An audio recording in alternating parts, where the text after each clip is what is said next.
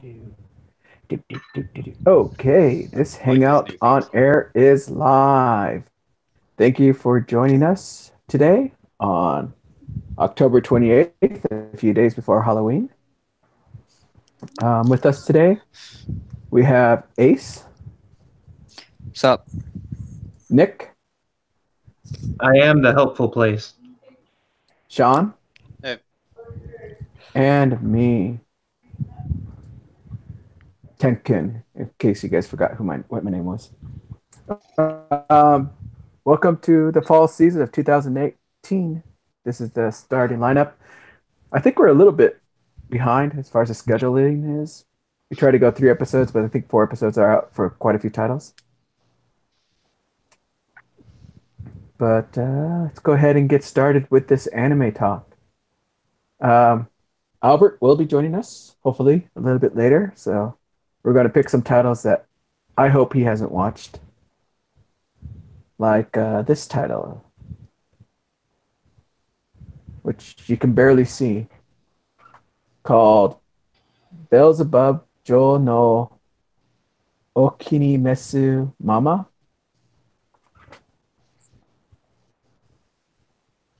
So, Nick, have you watched this one yet? Sean, don't mess with the text again. No, I haven't. there we go. That's a good one. No, stop. Quick, do Arial fonts. So, the only reason I'm bringing up this title is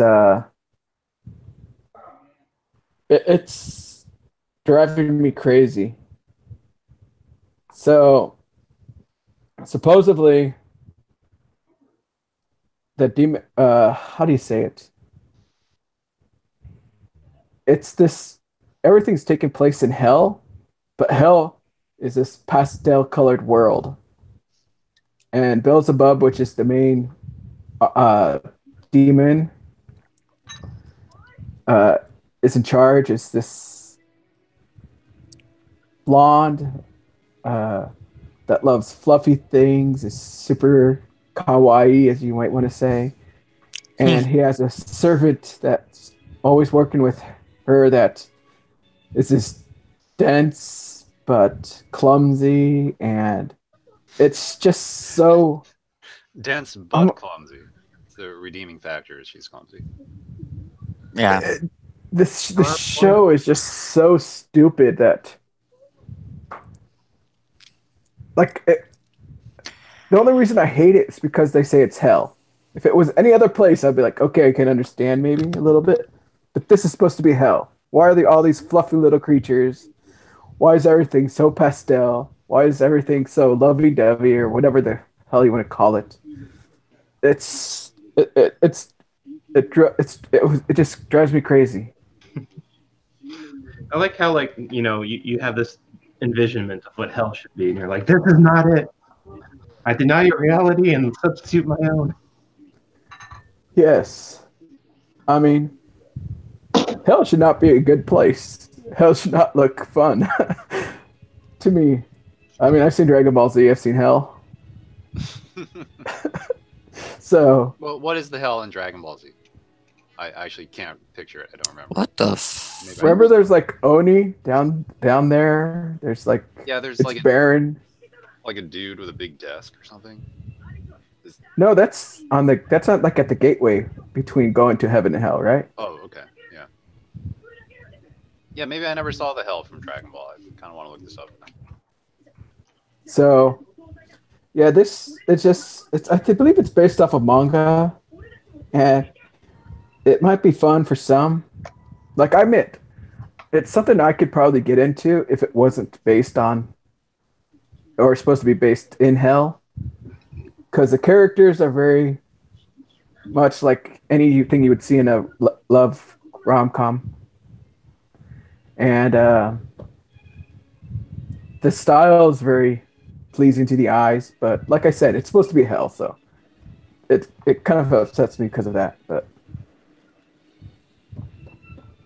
other than that, if it would probably be something I would be watching, but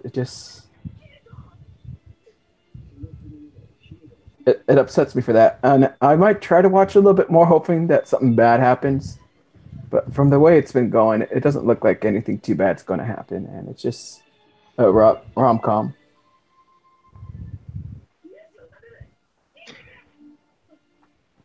Yeah, that font works perfect for that title right there that you just put in.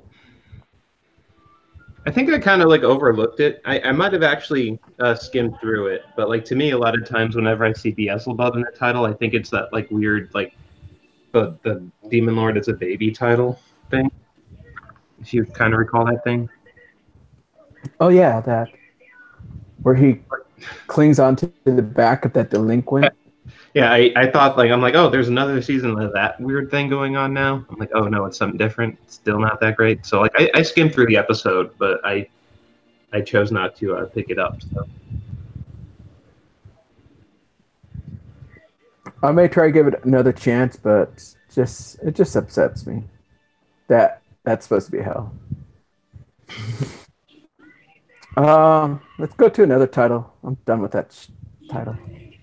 We'll go to one that Nick says he's watched called Irozaku Sekai no Ashita Kara.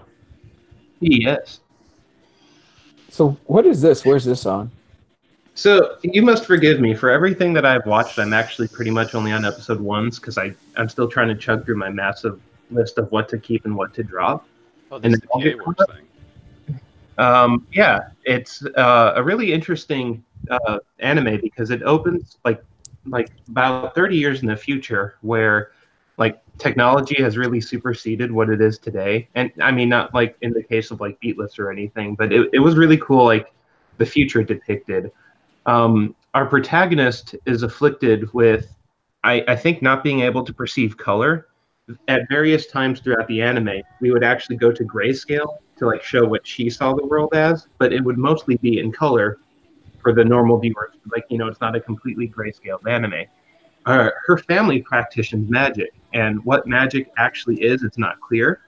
It almost like has that like the Flying Witch style magic where only very few families practice it, and it's a very whimsical thing where not many people know of it, yet her grandmother has a shop in the middle of town that sells magic. And in the initial episode, we are told, literally halfway through, that like moonlight on this device, and she's sending her granddaughter back in time to 2018, roughly 30 years, to meet herself, the grandmother, as a sophomore. So she's kind of whisked to the past in modern day 2018, where she kind of lands in a room and she finds out that I guess her grandmother as a sophomore is studying overseas in England. So she's not even in Japan at the moment. And yeah, I think she kind of blames magic on not being able to perceive color for some reason. And towards the end of the episode, there's a boy who's painting something on a tablet, like like digital kind of art. And as she's walking by, she's actually able to see that image color, and it kind of comes to life a little bit. So it kind of drew me in because it seems like it's this weird coming of age story where, like magic has burned the protagonist and she sees the world in grayscale for some reason because of it. But, by the end, I'm sure we're going to have some kind of a dramatic love story reveal. And I would have loved to see more of the future, but I just don't know if we're going to go back there. But it kind of, its main hook has caught me, and I'm going to at least watch it all the way through. For what Sean's watching on screen right now, it's kind of cool because everyone has like the earpieces, which are like cell phone data hubs. They'll tell you like the weather, where you are, and just do phone calls and stuff. And you saw like the sea slug things that were like modern ships. But like I said, it doesn't spend a lot of time, 30 years in this really whimsical future. It pretty much immediately goes to modern day, boring old modern day. So apparently this is streaming on Amazon. I'll have to check that out. Yeah, so I don't really know what happens in episodes 2, 3, or 4 yet, like what the real reason she can't perceive color as, but she really blames it as magic. Like near the end of the first episode, she makes the comment, like she goes into with basically her family. She finds her family in 2018 and they let her stay with her in the house she grew up in 30 years in the future anyway. And they're all, some members of the family are practicing magic. and she kind of like her friends like in the preview episode for number 2, they like ask her to do some magic, and she goes like, I hate magic. It's like, huh, I kind of wonder like what this is going to be about. So Stupid magic. Running stuff. I wonder if like true total color blindness is a real thing, because there's always partial color blindness, because I think you have like 3 kinds of like color photoreceptors in no, I know what you're saying, but I will say, I will say that because she is able to perceive the color of the image, like I know what you're getting at, but no. Yeah, I mean, this is kind of a tangent. I'm just wondering, as like a real life medical condition, is there anyone that has total color blindness, like can't perceive any of the colors, just luminance? Just grayscale. Yeah. Or like red scale or whatever. It reminds me a lot of Your Light April, where it starts off kind of very colorless. Yeah, but like at very random times do we actually shift to her perception. Like most of the anime takes place in color, so I don't know how much of a mechanic that's going to be throughout the whole series. But I just wanted to comment that's kind of why color was so important in its title. Oh, so it actually exists. Total color blindness. You should put on that wiki. It could be caused by magic. And like cite the anime as a source. Yeah. The only way you could cure it is by going back in time. Now that's crowdsourcing quality right there. It's estimated to affect 1 in 30,000 live births worldwide. Yeah, so there you go. 1 in 30,000 people have total color blindness.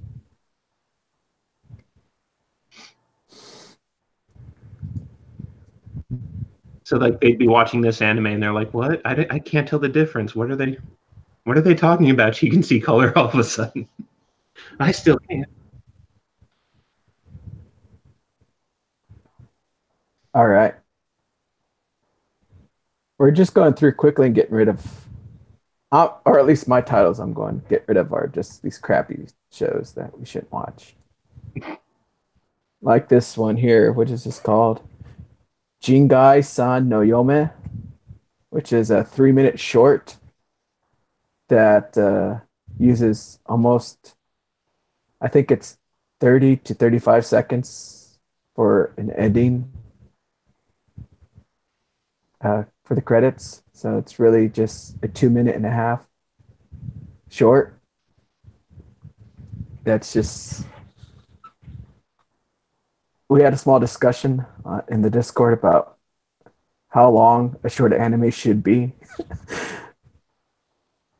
And this is just way too short to call it anything. You start watching it, you're like, okay, what's going on? And then it ends before anything can be established. And it's really hard. And after watching the first episode, we couldn't even tell anyone like what this could be about, what could be happening, or anything. But yeah, just 3 minutes apiece, huh? Is there an opening and ending? Just an ending. Okay. That's like 30 seconds. All right, so we got 2.5 minutes of actual anime. Yeah, this discussion probably will be longer than the anime. But it's they haven't really described everything. Like there's these weird creatures. I don't even know what they are. They get this book of wives or something like that, and then they choose someone to be their wife, and then all of a sudden that person has to get married. But for some reason, all these wives are guys. So by I think it's the 4th episode, we now know 3 people that have been chosen as to be wives, and you've met their partners, and it's just I don't even know what they are. Some kind of Ayakashi. What'd you say? I was wondering if this is like some sort of otome game like thing. Like, what is its source? It sounds like it could be like one of those weird game things. I don't want to marry any of these things. Yeah, and then they all have some kind of like, oh my gosh, that's so cute, and then they blush because of what that creature did. It says it's a 4-panel manga. Yeah. But, like the thing eats bricks. Yeah, he still cooks food for it, even though it doesn't eat, but it, like appreciates that it's cooking for it or something like that. It just Well, if it eat bricks, I wonder what it defecates. No, I'm kidding. it just this to me it's like why bother with an anime? You should just make it into commercials that are like a running commercial, like the Allstate Mayhem commercials where they all like run into each other and continue on. Dude, That's there what it don't made be comments on. something like that in anime form. I think, like, just find like the most popular commercial in the world and just make an anime around that concept. Make it a short. Be great. Just release 2 a week and you got a minute. There you go. Of, of story that you can watch between other animes. So Like yeah, this the just make the mayhem like me like character like the most moe thing you can, and then it's like, oh, I welcome disaster. Well, this guy lucked out. he's got two. Yeah, so I don't know. The only reason I watched it is because it's so short that I can watch it before the hangout started. But other than that,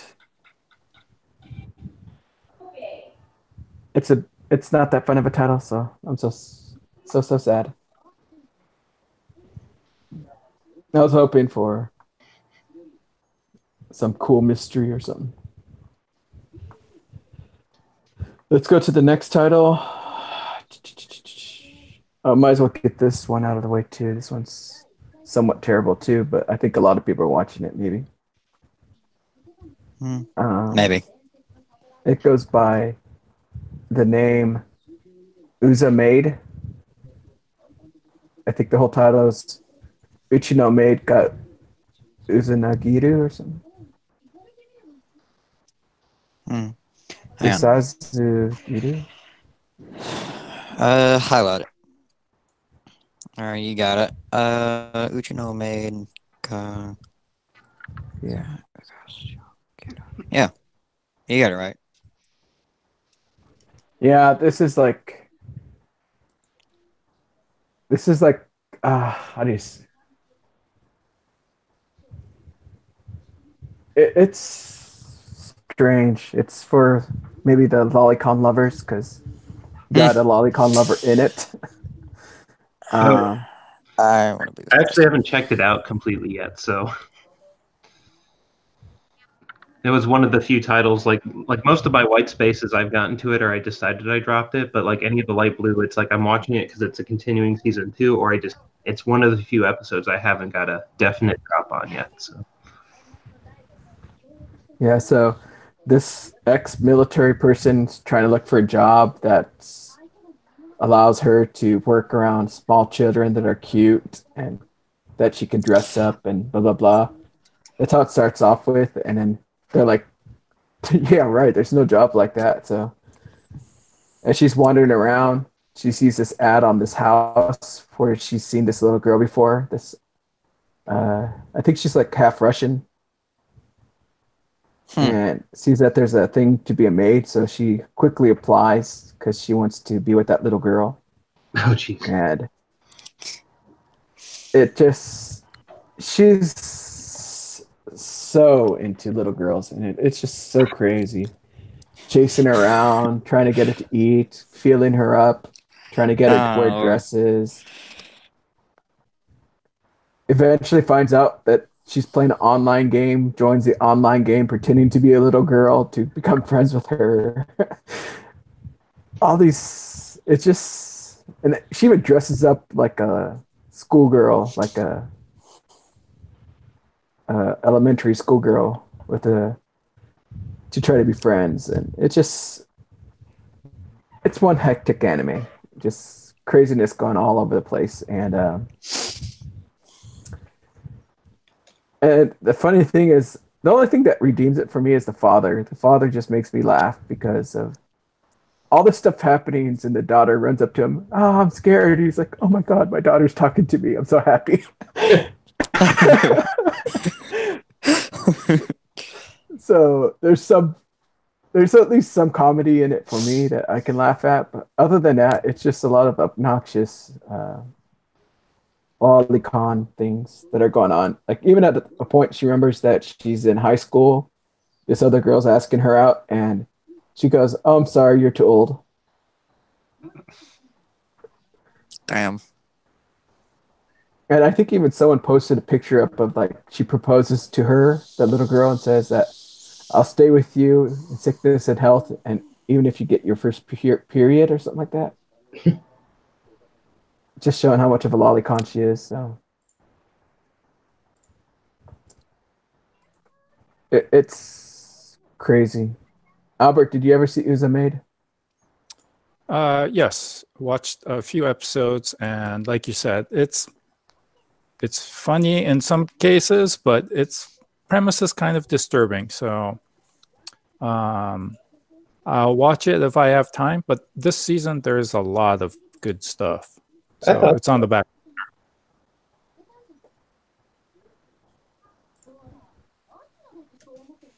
Well, Albert fills in the list. I'll probably go to a title that all of us have seen, which is that next title here. Goblin Slayer. Those Right. Almost everyone's seen this except for Sean, right? He's probably been like flooded by memes by it, so he has a rough idea on what it is, if not. I only know that it's pretty extreme, and then I kind of skimmed through it, and it looked pretty extreme. So I'm kind of waiting for anyone to say that this is great, and it's not just some like shock value bullshit.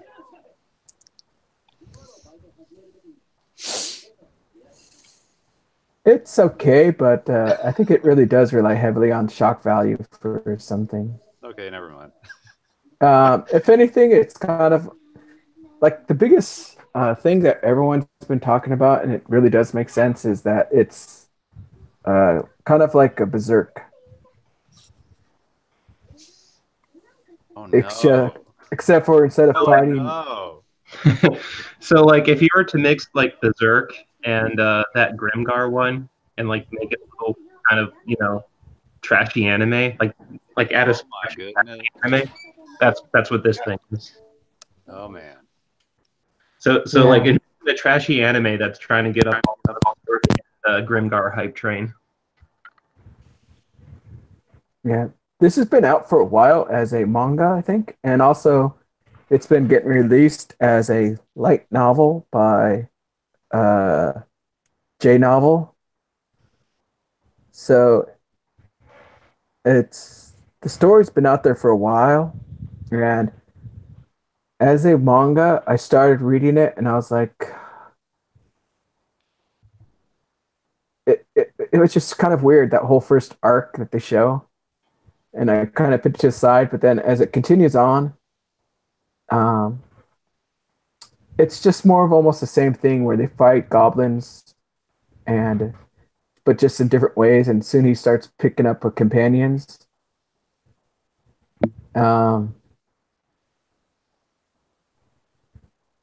Like right now, I think up to episode 4 they have out released right now. He's going to hunt some goblins with a group of people that kind of hired him. So, on Goblin Slayer right now. yeah. So people are bringing up Grimgar in reference to Goblin Slayer, but when I think of Grimgar, even though it does have its like shock moments, but it's like fundamentally a show about loss and like how to move on after you've like experienced. I think they're just more getting at the combat realism, because like Grimgar showed like the protagonist having a tough time like at first, and that's kind of like episode 1 of Goblin Slayer, where like she was a new priestess, just joined the Adventurers Guild. Some other beginners came along to grab her and said, "Hey, we need your class to help us out. Go slay some goblins. They're bothering places." So, they go, and she's like, "Well, I'm not so sure." And even like the guild person's like, like outside is one thing, but like when you go to like one of their nests, it's kind of a whole nother story. And they just kind of like readily showed the inexperience of this group that thought that they could go take out some goblins, and that's really the Grimgar element, is the kind of like that combat realism thing, where Yeah. it's not just like straightforward MMO, just use your skills. It's you got to like bring physics into this, and it's kind of like what the protagonist does. The Goblin Slayer guy, he like his combat, his modus operandi is like around like fighting these guys down to tactics. So like he'll preemptively set up a bunch of stuff in his combat, and you'll like see what its purpose is later. But it's just like like in episode 1, just to not get too crazy, he like lays down this like trap like with wooden stakes and rope slung across it, and that's like not exactly a fighting skill. It's just a trap set for later, and you kind of see how it's used. But like I wouldn't readily. Is it like a? So does it use its violence as like a setup for a power trip? Because like when I think of Grimgar, I think of the opposite, because it was like it's opposite of power trip. It's like a disempowerment trip, right? Yeah, like that's kind of what it was for the initial party, but the anime quickly shifted focus to following the guts like protagonist. So and you just kind of trust that he's brilliant and unstoppable and kind of coolest dude ever. I wouldn't say he's brilliant. It's just that he's experienced because he spends his whole life only hunting goblins, while everyone else is there for He's off slaying dragons. being like an adventure, bigger gaining prey. fame. Yeah. But it was kind of cool because like one of the early sentiments I got was, I understand that monsters are kind of a problem, but like it's kind of cool how they depict goblins being this like potentially like kind of like evil for like it had that Grimgar-esque realism to it, where kind of why they're a threat. It's like yes, they kill some people, but like how they kill, like it's not just they kill people for food or anything. It's like how kind of brutal the race is kind of like why I guess the Goblin Slayer took it upon himself to does what he does, curb their population, well, because if left to run rampant, they would do horrible things to people. And not just like oh, I need to kill you for food. They're a pretty torturous race. So they do it for pleasure. Well, yeah, but I mean, like, just what is the goblin? It's like for people, it's just like I could kind of get why a guy would want to go and just like take it upon himself to curb their population particularly. So it was kind of a cool story angle from that aspect. But I haven't watched it all the way through yet to know So the savings So rate. if you have read the manga, he does have a clear purpose for why he does it, and I don't think they've shown it in the anime, or at least I can't remember if they've shown it in the anime. Oh, they have.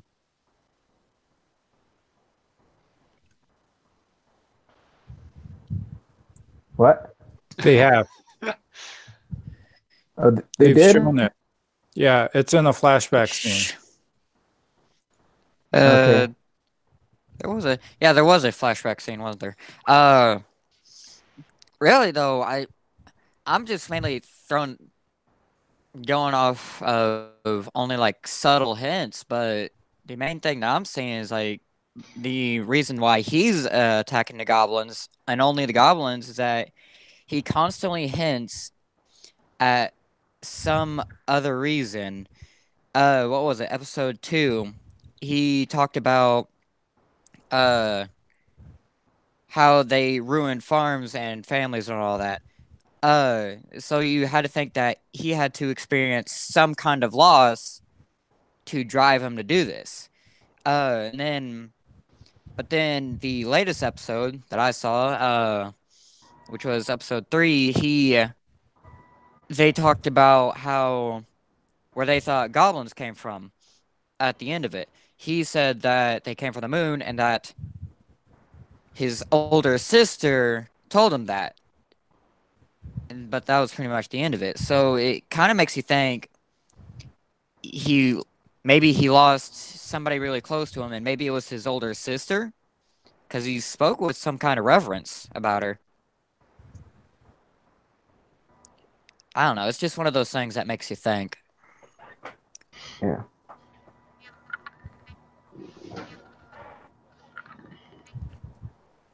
But One thing I did find kind of humorous was how those three different races that came up to kind of recruit him each had a different name for him. Yeah, what was it? Org blog, Beard cutter. beard cutter, and then there was one more. What was it? But he I, just constantly brushed him off. That was pretty good. Then the part that I really enjoyed though was how they just constantly argued. Though I found that a little humorous. the only other thing I can mention that I think it's, and this is only from my personal opinion, that the Goblin Slayer reminds me of Mad Max with how he just grunts or one word comments all the time. You seen the Mad Max movie? Yeah, it's very very short. Yeah, but like that's something that was kind of like lost on me. Not the fact that he makes those comments, but because like, okay, I get that goblins are bad. Like we've seen what they did in episode 1. John That's said, "Oh no," very obvious in the first anytime. episode. But it's like then you got to wonder like, okay, so like if this is that RPG kind of world, then there's like kobolds and stuff, and other like slimes. We all know what anime usually depicts slime as, not from the slime anime of this season, but like I could just Yeah. imagine, like there's a lot of types of monsters that are problematic to people. Like I'm sure there's, as you said, dragon slayers, and like a dragon There's descend yeah. and like, destroy a village, and then it's like, I just need them. There's orcs and all that, and it's just Yeah. So it's like I could get that there's a lot of things that could like really get at non-combat focused individuals and human races. So like I'm not like nitpicking this series, just as much as it brought attention to goblins, it's like I know there's other races of monsters that probably do equal to worse things, but I'm not going to say that the Goblin Slayer should veer off anything from goblins, because I mean, if you got one job and you do it well, then just let the guy handle goblins, let other people handle the other stuff.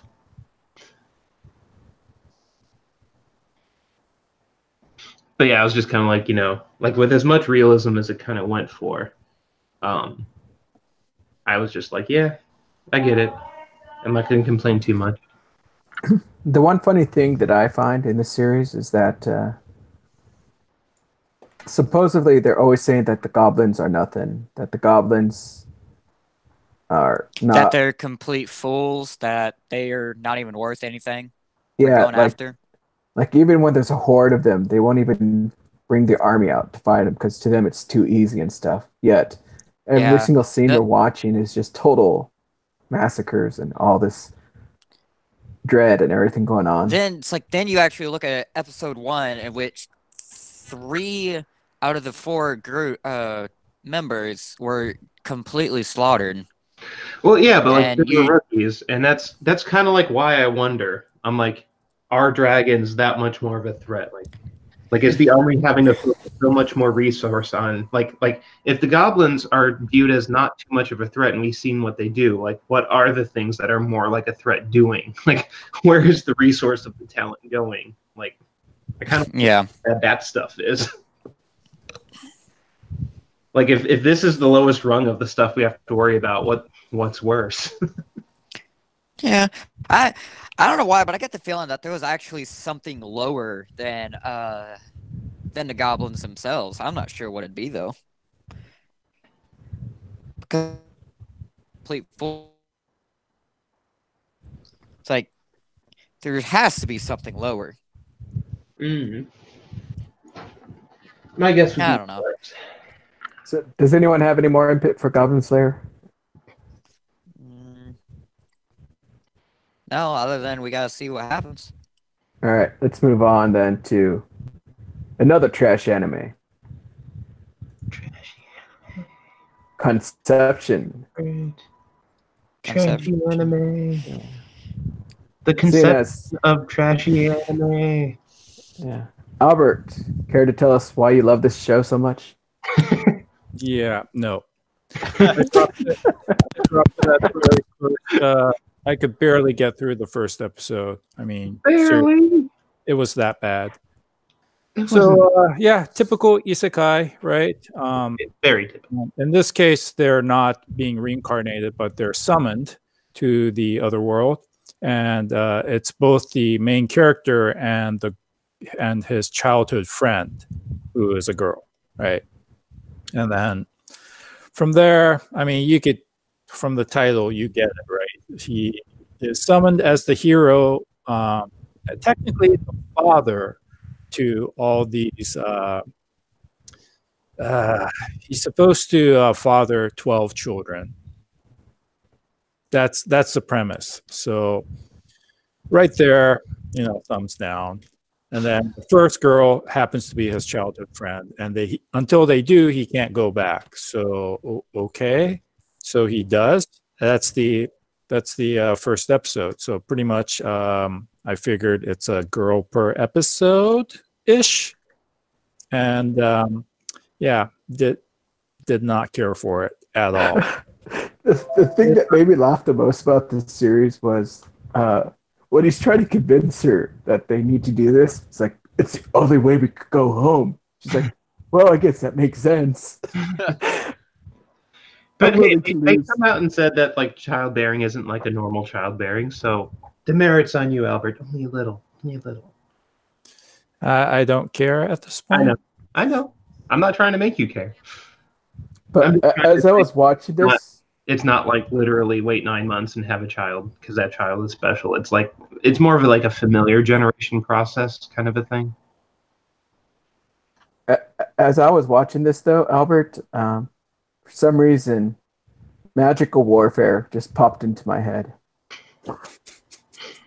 To me, I think this is like almost going to be on par with how bad that show is. I mean, I think the subject matter is like quite different. Where like magical warfare was kind of aimed for a wide variety of audience to potentially pick up. Like it was a combat school kind of scenario thing. This one makes like 18+ humor jokes all the time. So I wouldn't say like people who actually like magical warfare, check this one out. Because like assuming you are in middle school or high school, I wouldn't say this is the next step. This is not the next step of magical. So if you started with magical warfare, like what is the next step? I don't know. That's hand figures, by the way. Like everyone hates it. I mean, really, this is if you're getting dating or relationship hints from anime, you're doing it wrong. No, I'm not saying like that. It's just, but the humor is there to be humorous to people. Like ha ha ha. I mean, it's based on a video game, right? So I don't think many like are like realistic, like dating advice thing. Like if you're watching a rom-com anime, it's just it's a type of rom-com, just more com than rom. The rom is part of com. Not really. Hey, if you want to go play the game, you can go get it on Steam, apparently. Oh, cool. Yeah, like I haven't seen any of this anime, and I haven't played the game either, but I did recognize the name because this was like 3 years ago or so. Like everyone was talking about this game that has a crazy premise, this JRPG. Well, I saw their like the studio in the bottom, and I was like, oh, I could totally tell this is like a game studio thing. Yeah, I just like, didn't know it was already localized over here because I don't really look into that stuff. But yeah, then the game actually came out. It was not well reviewed, so kind of out of sight, out of mind at that point for me. Oh my god, it's got a sequel too. Yeah.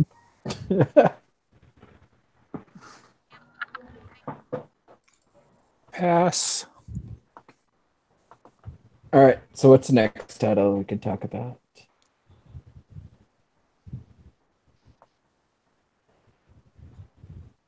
Let's give Sean a chance to talk now. Oh no. What's this title called? Golden. Cowboy. Golden. Oh, I don't have a card for it. Oh, that's what you meant. Like it's the 3rd season of that Golden Time. They just decided to. No, I'm kidding. I'll just pick Godzilla since it's golden letters. Golden Kamui. Yeah, it's more of it. The funny thing about this continuation is that it's just kind of like they had a seasonal break in the middle or something. it didn't end with an exciting season finale. It just sort of had like just another episode, and then it just stopped. And the season premiere is not really much of a season premiere. It just begins again, and there's no recap. So I actually I would have appreciated some sort of recap, because there's a whole bunch of characters. I'm like, I can't remember if this dude's bad or not. Like, maybe he murdered some people, but I can't quite, I could really use some recap. But anyway, it just continues, and it's fine. I don't know. I'm kind of glad. Oh, go ahead. I almost have nothing to say about it, because it is just more of that show. But also, it's the only thing that I'm watching this season, because I feel like it's the only show that has an interesting premise, and everything else is just like isekai and like school comedy rom-com thing and magical girl. It's like, this is the only thing that's like distinctive, and it's kind of sad. Mm-hmm.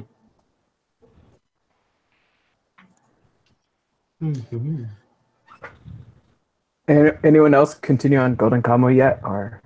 I've only caught the first episode of the new season, ish, right? So it is a continuation, and it's as for Sean's question, pretty much they're all bad people. They're all bad people. I mean, especially the prisoners that escaped, right? They were in there for horrific crimes, and so a lot of those. It's interesting that they've taken like the worst crimes in history and kind of molded the characters around that, right? So I forget who. I'm sure there'll be a lot more, of the prisoners that will show up, and they will all be horrific people or have, tragic backstories, yet still do terrible, terrible things. So, yeah, or they're all just still like serial killers. Like every other character in that show is some sort of serial killer. Yeah, pretty much, and you saw that from last season too. So it's, and at the same time, the manga itself is listed as a foodie manga, right? because of all the food that they prepare and hunt and prepare and eat. So hinna hinna, but there's a huge tonal shift between the serious action parts and like the everyday life that they try to survive in Hokkaido. So yeah, like it does get pretty, like the lurch from that to like cooking with squirrels. Like, yeah, cooking with Ainu, like is kind of sickening, but whatever. I've just kind of accepted it as part of the show. Yep, it's part of the show, but it lost I think a lot of viewers during the first season for the bear, janky bear, and overall kind of lack of focus almost of the story. It kept it did follow the main story, but then they kept adding to it, obviously. So the whole gotta go talk to her father thing is now on the a second quest that they are now going on, right?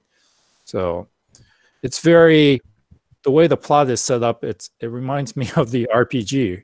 You do this one quest, you're on the main quest, but then you have to do these side quests to get back to the main quest. So yeah, but it's a character quest, as you would call it, one of those games. Right. What's her name is the main character, and we gotta do her loyalty quest. So yeah, the true ending. As time allows, I'll keep watching it. Yeah, it is what it is. Like the production values are still middling, and I'm sure like by episode 8 they'll just be atrocious. But I don't know. I've already accepted that as part of the show.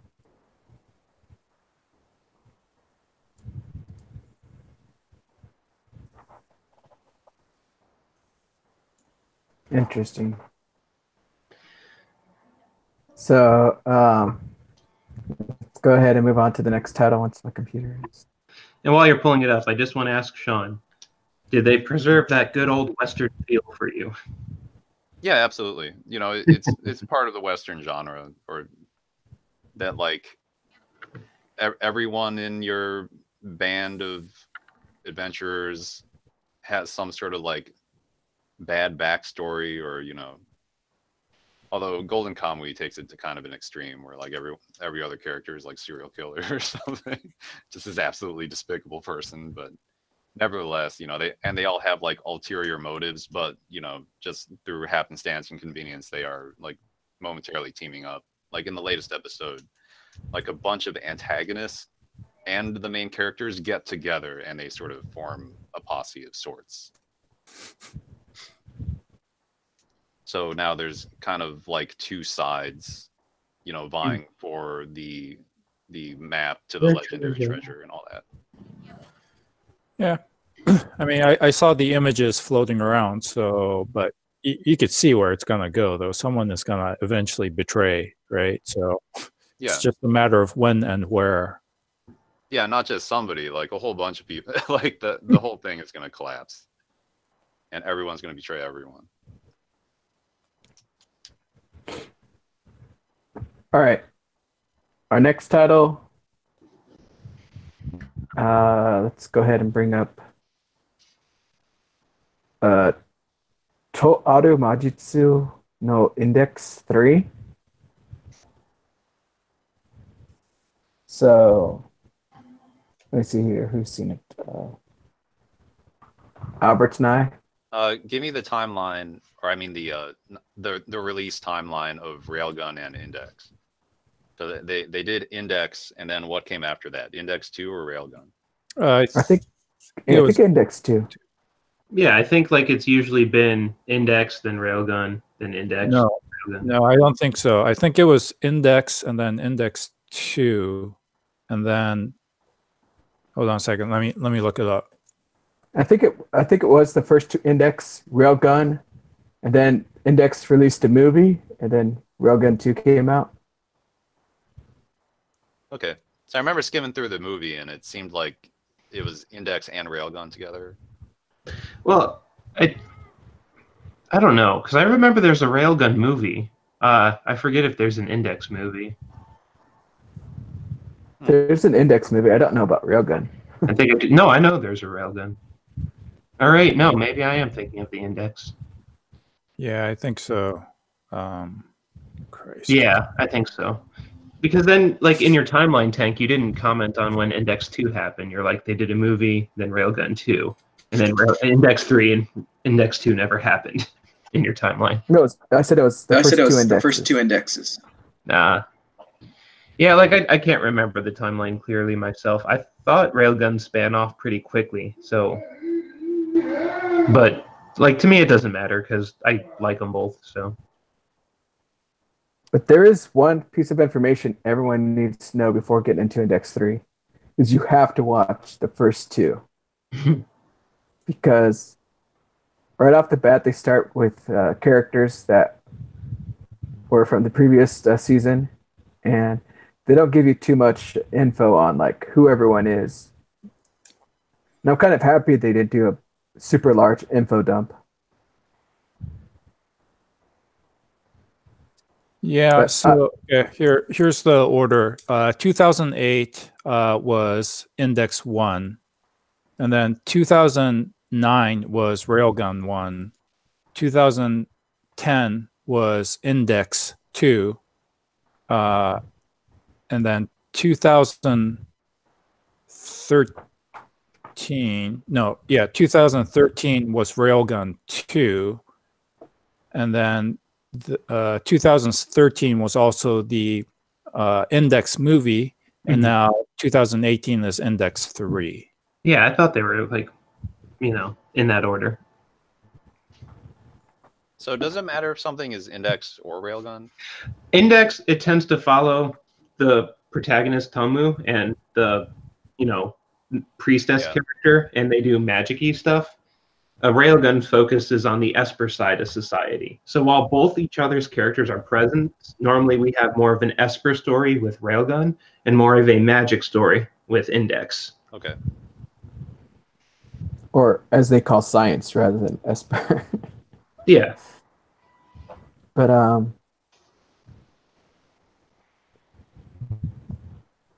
I know is the first Railgun series I didn't like. The second one was awesome,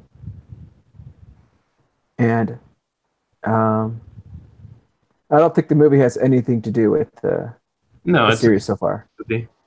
That's why I thought it was a railgun film, because I remember her having a big part towards the end, and I'm like, I can't remember what the priestess mage did in it, but I guess it was more of a magic than an ability story. So yeah, it was totally a index movie, just with railgun being a little bit more towards the end. It just made it seem like, oh, that wasn't a railgun film.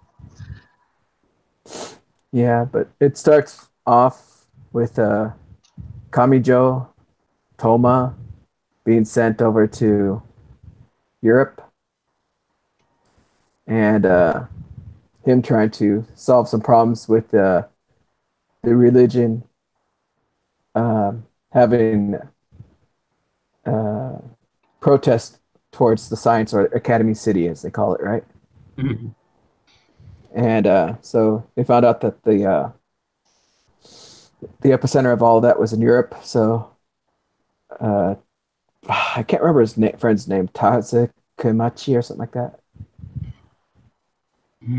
Gets sent over there, but like without watching the previous series and catching up again, like I had no idea what some of these things were they were talking about, like the group with Accelerator and that one other teleporter girl was made at the very end of the season 2. And then you also learned about anti-skill in the end of season 2, which they comment a lot on season 3. So you definitely have to watch season 2 for info on those. And also the two people they interrogate were the main protagonists, or the in two different arcs during season 2, right? Yeah, like I said, it's just like each series kind of has a different protagonist, but like there's a lot of knowledge that it's not super the most important thing. You could probably be somewhat okay without knowing, but I mean, if you like the series, you'd probably watch it all together anyway. So, like, I wouldn't really recommend people to jump into this kind of late. I think it's definitely more for the fans who started with it and enjoyed it. And while it's probably okay to jump in somewhere midpoint, just I'd go back and start with it from the So, beginning. so Albert, did you just watch season 3, or did you go back and try to pick up some points from the previous series? Well, I remember quite a bit of it, so I did not feel the need to go back. However, I was pretty lost in where in the overall story it was, so I did have to go wiki to look up some things. But you probably need I mean, it has been what, 5 years, so you kind of need a refresher on what's going on. So how you do that is up to you. But it follows. I think it follows pretty closely with what happened right after Index 2. So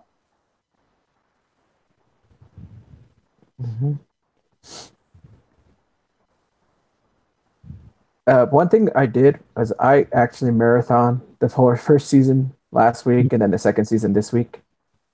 And I skipped the movie and then just watched the new episodes yesterday. And I was actually surprised that I always thought the story was told linear, but then I realized that it wasn't linear the whole time.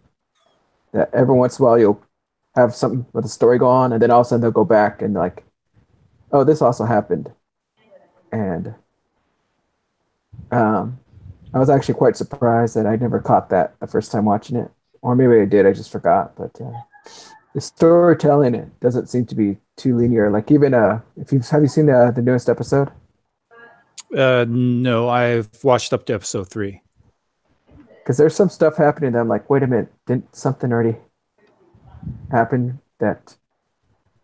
So I don't know if I'm just missing dates or if you have to put it together, but there's some stuff that you definitely have to pay attention to for timelines, I think. But other than that, I think Index seems to do things heavily in like 3 to 4 episode arcs. So I may do like a pause and then every few weeks jump in and see what's happening. That's my opinion, at least on this show. You're probably not incorrect. I mean, I'm not sure how many. Not sure how many volumes they're going to adapt this time. I mean, the first one was like the first 5 or 6, and then the next one I think also. Although for the light novels don't necessarily follow the proper. They jump around too, right? So a later book might go back and fill in something that happened off to the side. And so for adapting the anime, whoever is doing the series composition has to take that into account and decide whether they're going to do a jumping around or whether they're going to bring that story in a linear storytelling. And I think this season it's supposed to be a little bit more linear from what I heard, but I'm not completely sure about that. Again, I haven't read any of the light novels or read the manga adaptations. What I do know is that the series composition is done by Hiroyuki Yoshino, and he was on the previous seasons of Index as just a screenwriter, right? So he was doing individual episodes, whereas this time he is in charge of the entire thing, plus writing individual episodes. And he has been active since like 2000, and has a fair number of different series under his belt as the main writer. So as head writer, he I think his first one is what? Hime, he did Macross F, Heaven's Lost Property, Dance in the Vampire Bond, Guilty Crown, XL World, Magi, Vivid Red Operation, Strike the Blood, Black Butler, Trinity 7, World Trigger. So a lot of adaptation of light novels. Heavy Object, and Is It The Last Witch? So we'll see how he does. So, really, out of all of this, the only one that I really think was written very well, or at least in the series, was Macross F. So.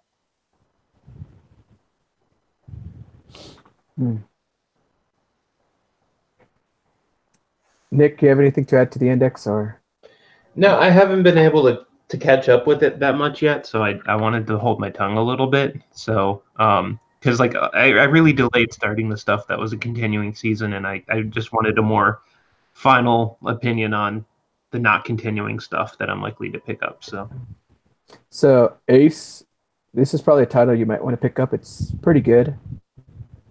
And with Crunchyroll, I think Crunchyroll and Funimation are no longer a thing together, right? So they might be taken off Crunchyroll, or how's that going to work? Well, as far as I know, Funimation, they still have one of their animes over there. As far as I've seen, which was Date Alive. I don't think Funimation made SAO, did they? I think that's Aniplex.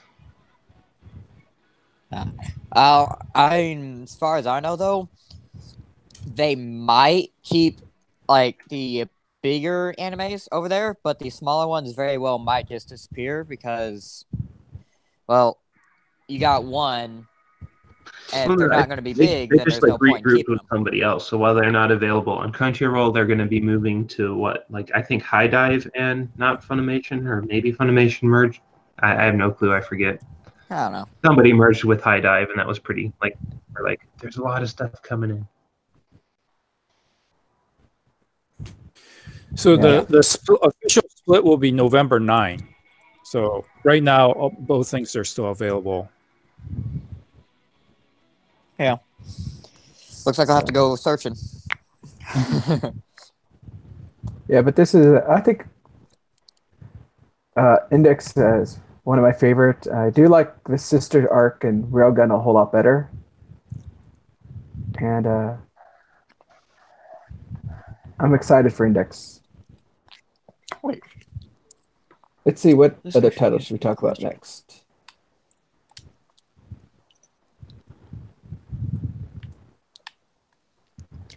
Anyone watching a show about slimes? I got resurrected at the slime.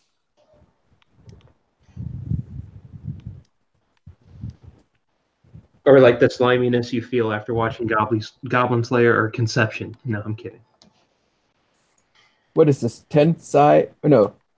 Tensei Shitara Slime Tataken? Tensei Shitara Slime Dattaken. I'd say so. Who's watching this? Where would I? Oh. What, Sean? This is like your isekai story for the season. This is what Sean should be watching. Yep, that's me, Isekai expert. It's my top pick of the season. So, Some of the stuff has been already. Okay. Nick, you want to start us off on this one? Sure. Let me just do. So this one is, I don't know if you would. I don't know if Albert considers it yet like another shitty isekai show, because normally with isekai shows, your whole premise is when you're reincarnated in another world, you're more or less a person. You're a human. Usually, you have some kick-ass powers, and you just go do kick-ass things. In the opening episode of Tensei Shitara Slime Deathken, we see the protagonist is, a programmer who's like 37 or so, and he's going about just complaining that generally in life the only thing he has to complain about is the fact that he has never had a girlfriend. And as he meets one of his classic, his juniors, who's introducing him to his girlfriend, he kind of gets stabbed and died. And during that process, we kind of have an intriguing new element start up. Like, as he's going through the process of dying, in his final thoughts, and he's interacting with an ability that seems like it's constructing something. And then the next thing he knows, to synopsize and not bring out too much detail, he kind of awakens in another world and figures out he's in a slime body. And he kind of dialogues with the system that constructed his powers and is kind of telling him about like what he's got and what he can do as he gains senses and kind of interacts with the world. And it's kind of revealed early on that, most slimes are, pretty NPC like, not too self-aware, whereas he kind of is, because he got like a really good skill that made him self-aware and not just a dumb, stupid little slime. But using this ability, he kind of becomes one of those super-powered characters that can do a whole bunch of cool stuff. So, like, while that element is still present, it's very intriguing in how they pulled it off, in my opinion. So I would be interested to hear an Albert's take on, does this still count as yet another shitty, or is it not quite as shitty?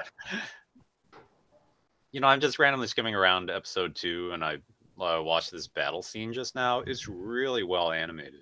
Yeah. I'm actually really surprised by it.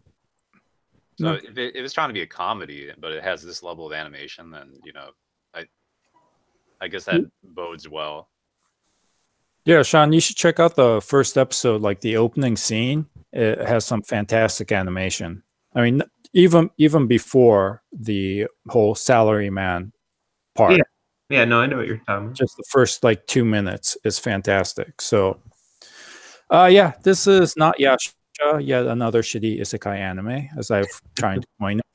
It's actually one of the good ones. And as Nick mentioned, it's all about whether you're on just the OP main character power trip, which is what the light novel, right?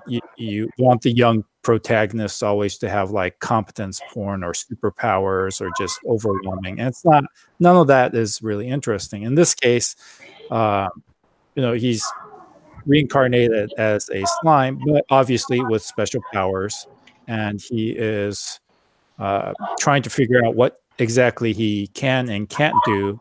And someone needs to mute their microphone, please. Oh, yeah, it's probably me. I'm sorry, my family's being loud upstairs.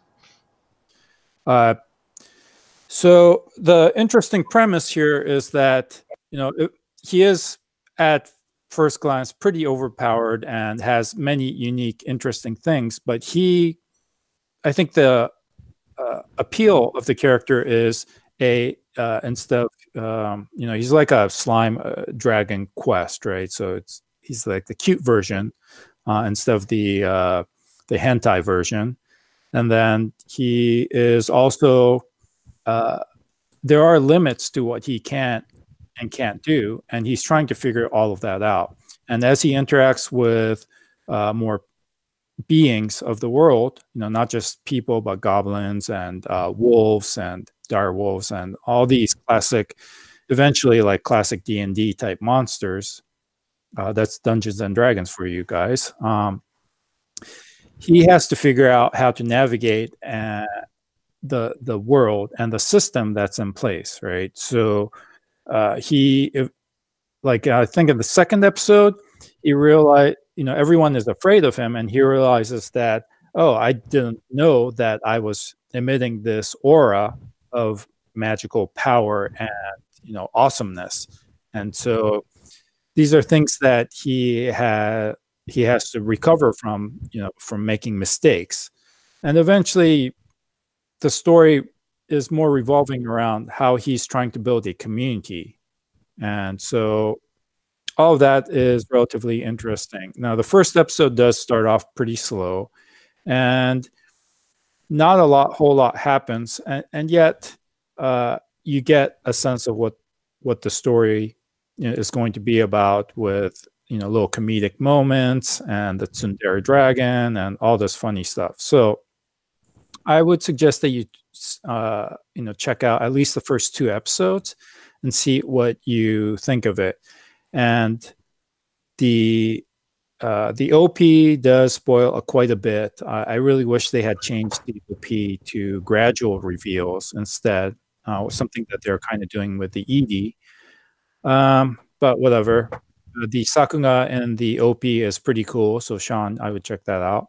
I think Sakuga Board also did a little thing on it. And then the slow pacing has to do also with the fact that it is a 2-core show. So we already know it's going to be 26 episodes. I think it's 24. Yeah, 24 episodes. And it is a very popular property, both started off with a light novel and I think it went straight from light novel, and then there is a manga adaptation also. So yeah, and episode 3 was quite a lot of fun. So I've read the light novels. I think the version, though, it said it was a web novel, so I'm not too sure if there's actually too much difference back in the day. And I've also read a lot of the manga. And I think that the OP, why it wasn't so concealed, is that it's already so popular out there as a manga and everything. I think that they expect that the followers, that are fans that are going to be watching this, already know a lot of what's going to happen. So maybe that's why they didn't decide to cover a lot, or to make it hidden, or not give spoilers. But other than that, great show. The animation was really well done. I did have some problems with some of the CG they did on the slime at the beginning, which was like really out there. It's like, but the comedy is great as well. Like, even at the beginning, as he's dying, he's like, "Please destroy my computer for me." Nick, you're muted. It's what you said. I couldn't hear. Yeah, I just realized because I had to pop up. I said hard drive specifically. He did not say computer. He said hard drive. yeah, the poor computer. Yeah, The monitor. and I love at the very end of the first episode they show the resolution of that, which is hilarious. Yeah, like I did find that funny, but yeah, like I agree. I still think like a lot of those characters, like I don't know. I consider many isekai shows as pretty decent good. So um, just in like Albert's analysis, I'm not trying to nitpick or anything, but like a lot of those characters are like sometimes trying to figure out the extent of their powers too. Like that's some of the cool points of isekai shows, and I get that this one is a really different take on that. So I was just kind of wondering if too many of the elements of being too OP was still present to make you call it that, or it was just the special mix here was how they introduced the character and his special quirks that made it like, oh, just because he wasn't a human type, I could call it this. You know, I didn't know which way your analysis was going to go. So, but I do agree. Like outside of, I can't really comment on how popular the work was aside from the anime. I do know. I remember Tent Kun was reading it, and I just didn't know about its popularity in Japan. So it could be because it's very well written, or just I, you know, whatever. But the anime definitely does look decent to me. I did like these CG elements in particular, where they were like just kind of playing around with the animation before the anime really got going. I just don't know how intensive those are going to be utilized throughout the whole series. The only other thing I think I wanted to add was, shoot, I kind of forgot now what I was going to say. Oh yeah, that's it. I did like the voice that they used to show his skills and how they adapted and all the imagery they did versus like how they did it in the Death March, where you had a lot of pop-ups which you couldn't read half the time, or the subs that they put on them were really far off to the side, and just it was just really weird how they did all his skills or his gathering of that's like things. intrinsic to the work too. Like they didn't add that into the anime. That was also present in the light novel, correct? Huh? Like you read the light novel, correct? Yeah. The voice interface persisted in the novel, correct? Yes. Okay, yeah, that's my point. Like they didn't have to come up with something to show that. Like I think like the difference between like Death March was like the guy was a computer programmer and his program-esque hub was his hub. In this book, a computer-esque voice was his user interface. Like you know, just that's what you have to go with because that's what you're given, kind of a thing. Yeah, I'm just saying that I like that a whole lot better than I got you. a lot of text, and uh,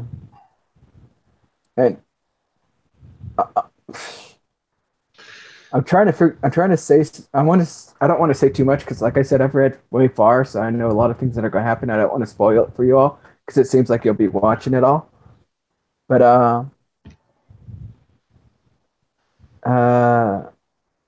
Yeah, this like is definitely one of those titles that's really easy to recommend, I think. Mm-hmm. Steve Jobs is up in wherever he ended up with Siri as his UI. Ding! Siri, do this. Whatever its default way of I don't know what you said is, because I'm not an iPhone user, so I don't know what it says when. So I think we're good to do one more title. Anyone have a title they want to really talk about real quick? I really want to. Shoot. Anybody else before I look into it?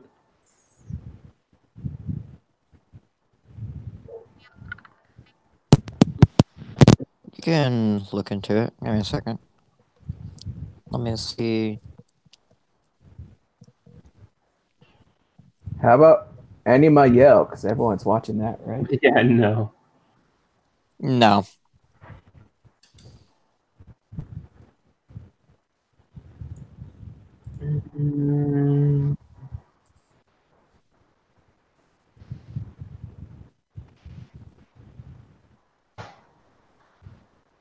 Three of us have seen the Zombieland saga. So All right, let's do that. Zombieland Saga. So this one, pretty much everybody knows the opening to it, and if you haven't, you missed out on something. This one though, it seems kind of. I'm not sure where they're planning to go with this one, because I don't know. Somebody help me out here. So like a while ago, I was at work, right, and I had this Yeah. coworker. No, Dad, I'm just overtaking. I had this coworker who was like, he hasn't really watched a lot of animes, and he hasn't watched this, but this is important to stick with me. He goes to me one day, "Hey, I checked out an anime for the first time." I'm like, "Oh yeah, what was it?" "It was about zombies." "Uh-huh, I think I know where this is going." It was They were in high school, and I've never seen zombies done like this before. Yep, I knew it. And so like I got with that coworker again recently. I was like, "Hey, guess what?" And he's like, "Oh yeah, I didn't finish watching that one thing." I'm like, "Well, that's fine, but I'm watching a show about zombies." And it's zombies like I've never seen done before. It's kind of what I'm doing. Not that I was encouraging him to watch it because it's not quite like High School of the Dead, which is the zombie other comparison I was getting at. But Oh, yeah, Yeah. alive. I was just saying, like, Japan, who has to moeify everything, has a pretty original take on zombies in this one. So start up with this one to give it its fair analysis. It pretty much, we follow the daily life of a high schooler who is like, checking up on her favorite idols at first, is running off on her first day to school, no bread in mouth, has to Tent Kun's despair. I think it's hit Surprising. by a truck. And Right out the door. comes to awaken about roughly, although you're not informed of this from the get-go, about 10 years later as a zombie. Because, this is what I did find humorous. Local idols, idol units that you have, like cities and prefectures will kind of build up to garner popularity amongst people and either draw people in or bring some kind of new commerce, has started to die out. It's finally, the wave has passed. It's gone beyond us now. It's just not that lucrative anymore. And I was like, oh, that's kind of funny. And then there's this one like producer guy who like tries to get a lot of talent. Who's trying to bring it back? Yeah, he Wasn't it? resurrects kind of like legendary famous girls, and he's trying to make a zombie idol unit. And like he's not promoting it as a zombie idol unit. No, he makes he's an ex like Hollywood makeup artist who like gives them this makeover to make them look people, and he's like presenting this like these zombie girls as the next like hip idol like death metal like group. Death metal band. Which is kind of weird within itself because none of them play any instruments.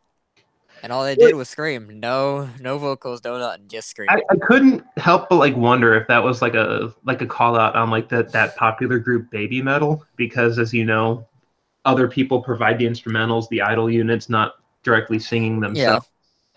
And it's just like what I think in Baby Metal, it's the 3 or maybe it's 4 or 5 vocalists, but and usually the choreographed dance that they do is part of their routine. Whereas I'm not sure how choreographed this one's going to get, because another slight spoiler, in like episode 1 we clearly see like they're pretty zombie at first, like, and they were they were straight up moaning and groaning, just shuffling around like actual zombies. And apparently there's like either a process you have to wait for or a technique. The anime doesn't get too sciencey about it, about like how their personalities can reemerge years and years after death, after being reanimated with a technique of I don't know if they're going to. I don't tell you or yeah, like I hope they do, because I don't. Yeah, because at the end of episode 1, all of them except for one of them has awoken. You're just left sitting there wondering, did they like wake up from a dream, or what what happened?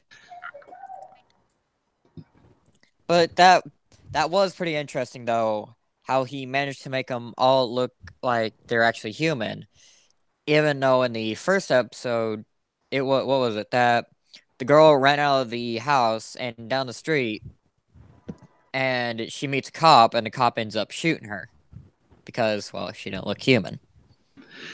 So I was kind of like worried about that scene too, because I was watching this. I'm like, I know she didn't talk right away, but like What would you do if like that was just like literally someone's like Halloween makeup costume and you're like just shooting people before you're absolutely sure? Like, Well, that's the thing, though. It wasn't Halloween.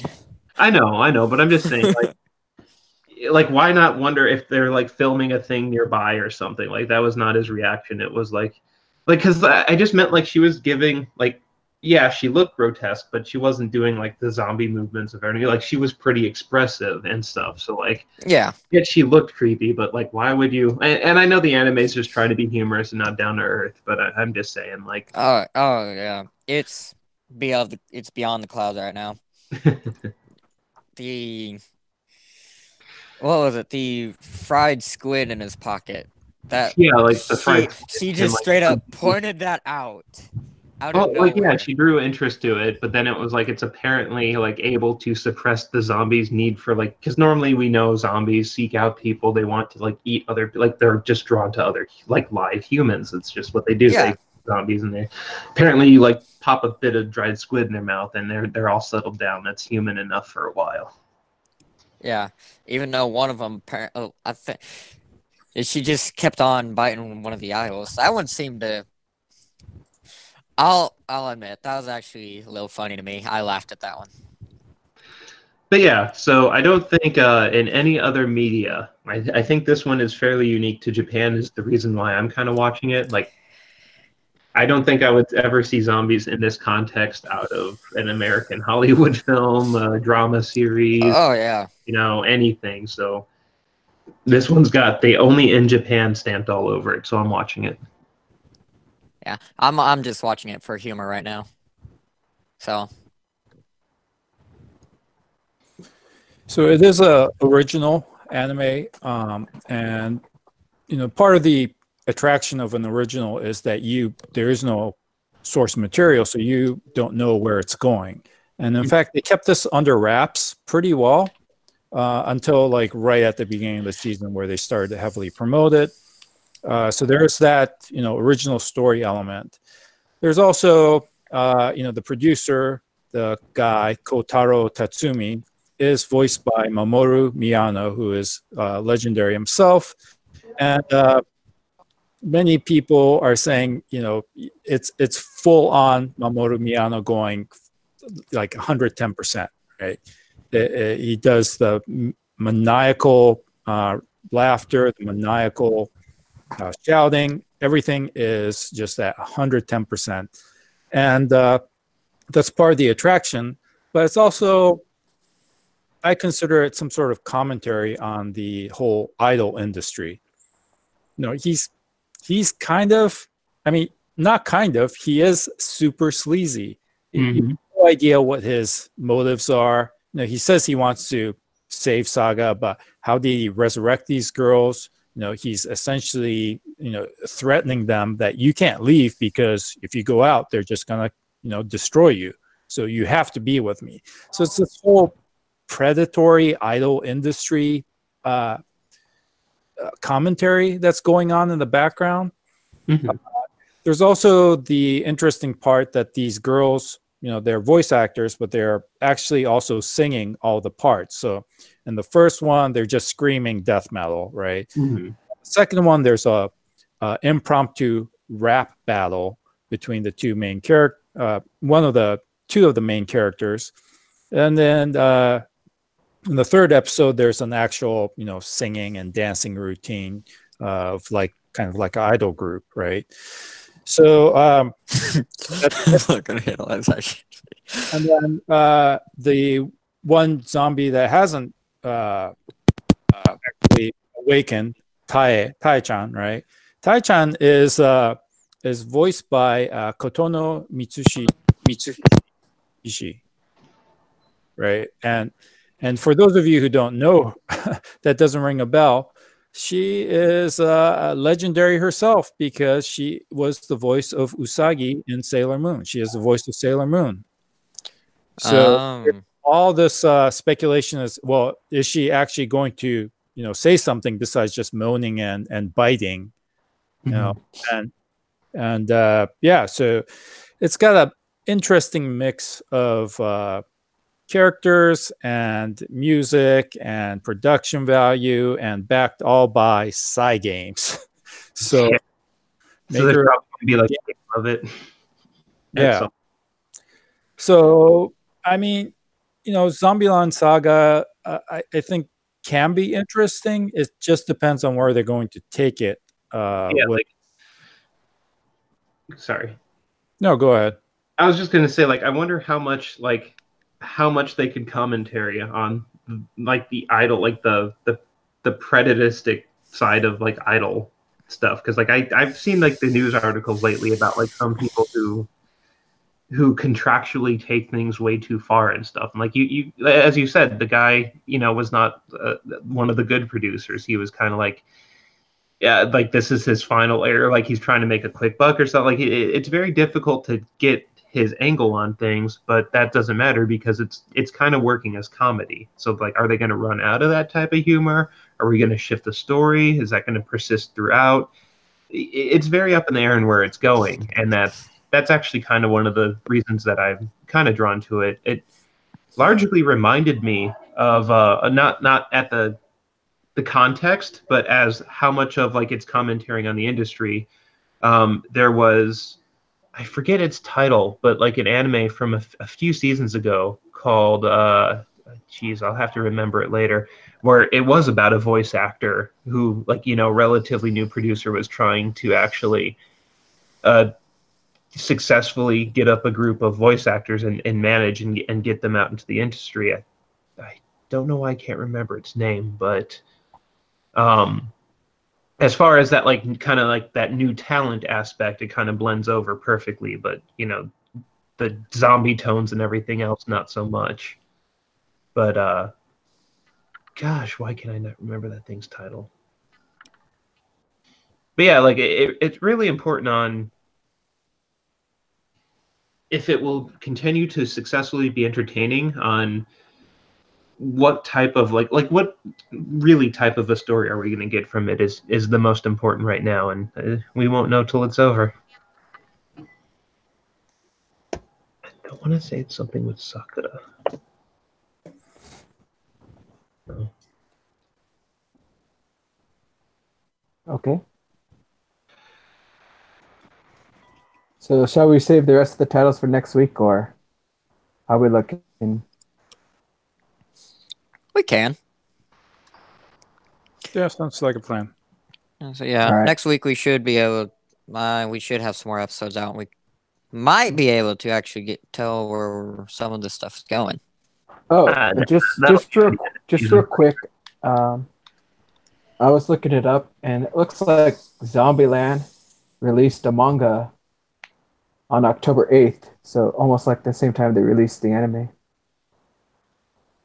Oh Lord, they're going to be doing that. a mixed media release or something. Yeah. I wonder how this is going to turn out. I wonder which one it's going to derive off of. But other than that, looks like thank you guys for joining us. Join us next week as we cover the rest of the titles. I mean, we still got quite a few great titles out there, like My Sister, My Writer. You got the newest SAO coming out. Yeah, Sword Art Online. We got Gridman from Studio Trigger, the Bunny Girls Senpai one, all sorts of. I think there's a few Yuri titles out there too that I just now learned about. So we still got quite a few good shows out there to talk about, and some trash. So join us next weekend, next Sunday, at our usual late time. And thank you, Nick. Thank you, Albert. Thank you, Ace. Thank you, Sean.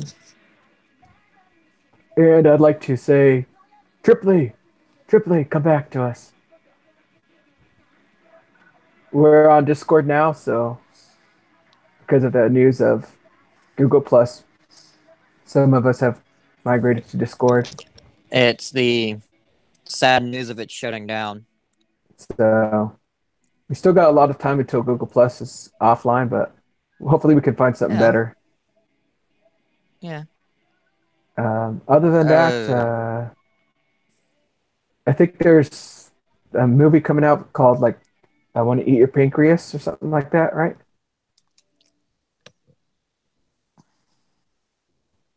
Nick left. He's the movie guy. So Yeah, they're not See. limited release. Yeah.